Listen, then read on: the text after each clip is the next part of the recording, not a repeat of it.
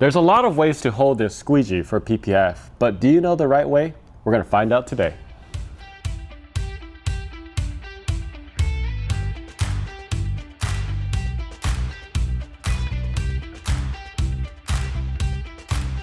In today's video on Wrap Wednesday, we are going to talk about everything about squeegee, the Squeegee 101. So first off, what we're going to talk about is the types of squeegees for PPF. Just really quick, it's different from vinyl. Vinyl is typically using like a plastic with a little bit hard card, and then they use like a felt edge or a microfiber edge, and that allows, you know, the squeegee to kind of smooth out. So it is actually very different, and you are going to be using a different squeegee. However, there's a lot of different types of squeegee, and people can kind of get confused. So I want to talk about some of them. But the main thing that you want to look at is this is a very popular one that we see in the community. It's a pink squeegee, and this became popular in this particular color. But all in all, it is an angle shaved squeegee like this. It has about a medium, we would call it durometer, which is basically some are really like stiff, and some are really soft, right? And typically, I think PPF squeegees, for the most part, are kind of in that medium durometer, right? So this is kind of like the common ones that you'll see. You got this kind of this bigger one. This is probably like a 4-inch. You got this tiny little 1-inch one right here. You also got angled ones. These are actually my favorite. It's got this tip. You can like use it to get dirt out, contamination out sometimes, and you can get some really, you know, smaller areas and get really neat with it. You basically have that other one, but it's a 2-inch, and then you have, this is probably my go-to for most of the stuff. But you've probably seen other squeegees, and it's funny, when I first got certified, you know, for PPF, I actually started using this green squeegees. I still kind of use it sometimes. It's like a classic one, but this one is also a medium durometer. And then this is the other one that I was given in the beginning of my PPF journey. And this is a Fusion Turbo Pro. This can also be used in tint actually, but this is a very common one. It's got a nice base, and all of them have a pretty good nice base where you could kind of evenly hold the squeegee. And then you got stuff like, this is called a Hornet, just like the color of it, and this yellow. This is a little lower durometer, but it's still good. This is what we give for a lot of our smaller products. And then you get some fancy stuff, like I use this for some stuff. But I think when you first begin, you just kind of try it out because you're learning, you think it's a squeegee, but at the end of the day, it's really what you like and how it feels on your hand, and if you can do really well with it. And I think that's really what I try to tell people. It's not, some people really like the softer, it just depends on who you are. Some people really like the harder version of the squeegees. I usually go with this one. This is like my go-to. And then occasionally I'll use the Ape as well. And this is not an endorsement, but they do make really good products, Yellow Tools.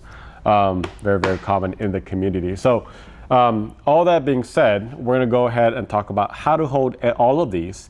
The main thing that you wanna look for is you wanna have the most control with your squeegee strokes. And the reason being is if you're loose with your finger and the way you're holding it, there's not a lot of structure when it has contact with the PPF and the vehicle. And when you have that, you're gonna miss a lot of bubbles, right? And here's the thing, look at this car right here. This is a Model 3 2018, and it's not flat. If you're around this area, you want it to actually really have all that contact in that concaved or convex areas, right? Both styled. So this is why I like the medium. It can kind of go in and also in protruding areas. But the main thing is I like holding all 4 fingers like this, and there's going to be a push. This is a pull, and trying to get as even as you can with the strokes, right? That's really what you want to do. Same thing if you have a smaller one, and some people have smaller fingers, so this is like, I like using the 4-inch ones, but I'll hold it like this anyway. When I get to this one, I use 2 fingers because this is where it fits. So it's kind of like whatever fits your fingers is kind of you want, because you want to, you know, hold the squeegee with a lot of support, right? So this is like kind of like this, right? But I have a lot of control. I'm using my thumb to hold it tight. I got my 2 fingers, a lot of control all the way in, and I could kind of hold it down. These smaller ones are really the same thing, 2 fingers, but these are great for really, really small areas. I like using it like inside here because it's a very small area, or actually even the fog light right here. That's a really good use case for something like this. And then this is the 4-inch one. These are great for hoods and flat areas. I actually even use 2 hands like this, but again, same thing, control, and then I can pull down the water, and that really helps having control and making sure you don't leave any bubbles during your installation. So with that being said, the first thing that I want to tell you when you are squeegeeing is you not only want to have slip solution underneath the car. You hear that? That's not good, right? It's been some time since I've did this, but you also want it on the top layer. We call this lubricant, and when you do this, you want the squeegee to glide, not have like a squeaky sound, right? That's not a good sign, right? So it's very, very important to make sure you have slip solution on the bottom and then also the top. So with that being said, let's talk about the pressure. So when you do pressure, and I want to show you something on a glass that we have right here, and I'm going to go ahead and just spray this down. And what I want to show you is I'm going to try to hold this by myself. So this is a little challenging for me right now. I want to hold this, right? So if you go too weak, okay? Can you see that? So this is like, I call this like petting. A lot of beginners do it. They think they have to be like light. You have to go way stronger than that. And then you could kind of like, again, like no overlap, right? So like if I'm not overlapping enough, you can miss areas like that. What you want it to look like, again, control. This is really hard to do with a 50% overlap. But you can see as I do it, all of the water underneath it escapes.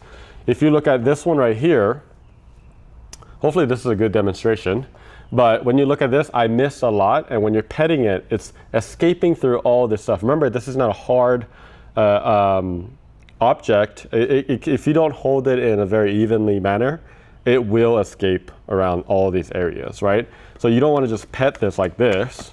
You really want to get firm with the squeegee and so on. The other thing that you don't want to do in this setting is, and I see a lot of people do this, is they start and then they hold down like this and they kind of stab the film before they start squeegeeing. So when you do that, it will, if you do that hard enough, it will actually indent the film, and you don't want to do that. You're going to have weird marks and stuff like that. So what you want to do to kind of start, gradually kind of go out, right? Nice overlap. So I'm not holding down on it and then starting. I'm actually soft and then strengthening as I go out. So the pressure needs to be pretty hard actually, right? So if you don't do enough pressure, what you're going to do is you're going to create bubbles. Like you're not petting like this. This again like that, you're leaving. And you're really just going really firm strokes all the way through. And when you're beginning, I would highly recommend like inspecting your area, looking, right? If you're practicing and just kind of learning as you go, like, and we also like for DIY kits, we actually give practice kits for this very reason. You could kind of see all the leftover trails. Like you're not going hard enough, so you have some bubbles left over, and then you know next time go a little harder, right? At the same time, you're not like trying to just muscle everything, right? There's obviously a middle ground between the two. So I kind of talked a little bit about it, but again, the angle is kind of like, a lot of times we're going to do something called a pull technique and a push technique. Pull is exactly what it sounds like. You're just pulling down on it, right? So if you got a panel like here, okay, you're just kind of, I don't have enough slip. You're just pulling down, just like that, right? Once you get to the edge sometimes, right? Sometimes we do something called a push technique. So push technique, this, you would never go inwards. Typically the push technique is to push it outside the edges. So this is not a good example, but if this was the edge, you can push it this way, right? That's another. The reason why you do that too is you can kind of see where you're pushing into or out to, and you have a little bit better visual compared to like, if you do this, you're kind of like hiding it, what you're doing, so you don't have enough visual to do that. So there's both techniques, but I would say a lot of times, like on a hood, you're doing a lot of pull technique, just because it's a lot more natural and you have a lot more control. And it's all about control. It's not always about just pressure. It really is about control in terms of your squeegee strokes. So next thing that I want to talk about, and these are things that you can just practice if you have like a piece of PPF, is your 50% overlap. Honestly, you could go more overlap if you want. But what you want to do is basically, this is all hydrated, right? And you could basically, like let's say this is a hood area. You can angle it a little bit this way. Why? Because you want the water to kind of go down. And then the 50% overlap is right here. The 50% overlap right here, right? And then you're continuously moving all of that, right? And typically, and I'll show you the next thing, I use a lot of slip on purpose so I can kind of demonstrate right here. But what I like to do, and I kind of do it every, I would say like 6 inches. So if I were to do this, I kind of do this. Why do I do just 6 inches? One, I think I have a lot more control and I could kind of see where the water is moving and I could kind of hydrate the areas, right? Because the whole goal is like, you don't want any dry spots. And I do more of this motion like so. So a lot of times we'll, like for our hood, like in our courses, we typically compartmentalize it into sections.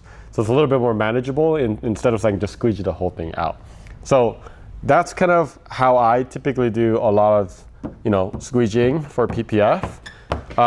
Other than that, I think we got it covered. So I mean, like, make sure you have control when you're holding it. Make sure you lube it up when you're in the top layer, use a lot of slip. And then the pressure, find the right pressure, but the main thing that you want is pressure. The angle, just kind of keep it like this, right? Don't pet, have that nice pressure, but the angle don't go so high up like this, right? This is not a 90 degree, it's more of a 45 or even lower than a 45, to be honest. At the same time, you don't want to be so little, you're not even using that sharp edge of that squeegee that it was designed to do.